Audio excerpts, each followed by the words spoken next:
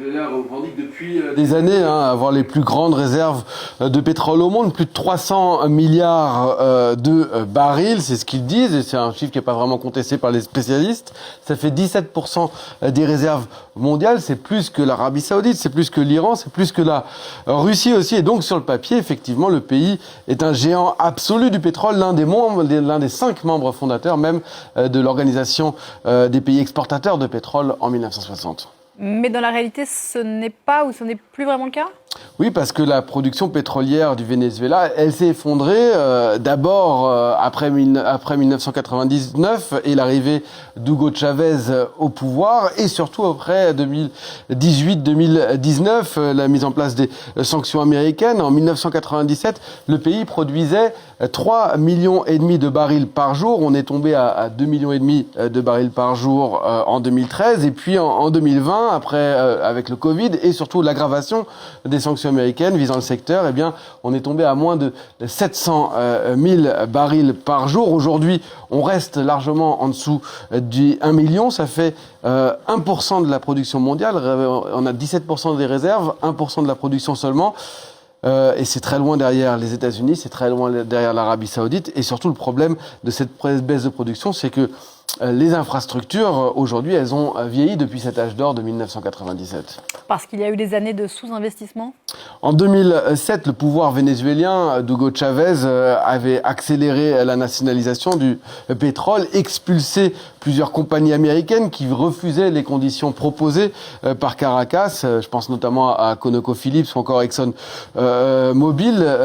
Les ingénieurs spécialisés américains ont pour la plupart, et pas seulement américains, vénézuéliens aussi, ont pour la plupart fui le Venezuela et se sont installés pour certains d'entre eux en Floride dans ces années, si bien qu'aujourd'hui, il y a assez peu de savoir-faire dans le pays. Les sanctions américaines, et notamment celles de 2017, ont coupé le pays des financements, des technologies, des partenaires occidentaux aussi.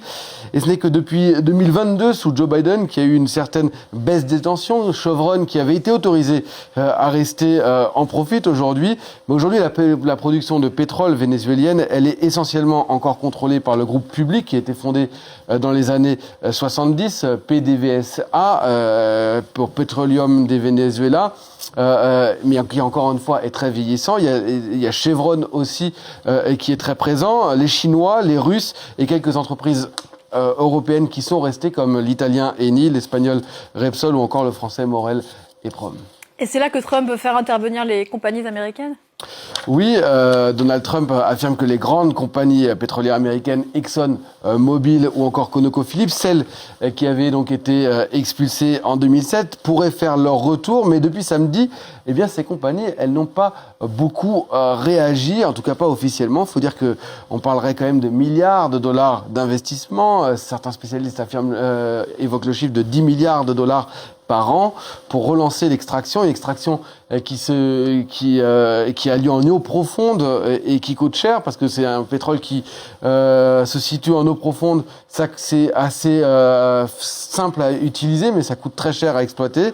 La modernisation, elle prendra des années, sans garantie réelle de retour sur investissement. D'abord parce que la stabilité du pays, pour l'instant, eh bien, elle n'est pas assurée, mais aussi parce qu'aujourd'hui, on est plutôt sur une surproduction mondiale et donc les prix ont tendance à baisser depuis quelques mois. D'ailleurs, si on regarde les cours du pétrole aujourd'hui, eh bien, ils réagissent finalement assez peu, avec une baisse autour de 1%, mais c'est des chiffres en baisse. On est à moins de 57 $ le baril du brut américain. On est à peu près autant, un peu plus pour le Brent de la mer du Nord, mais c'est des chiffres qui sont les plus bas depuis fin 2020 et depuis la crise du Covid-19. Et donc, est-ce que dans ces conditions, avec des prix aussi bas, c'est vraiment intéressant pour ces entreprises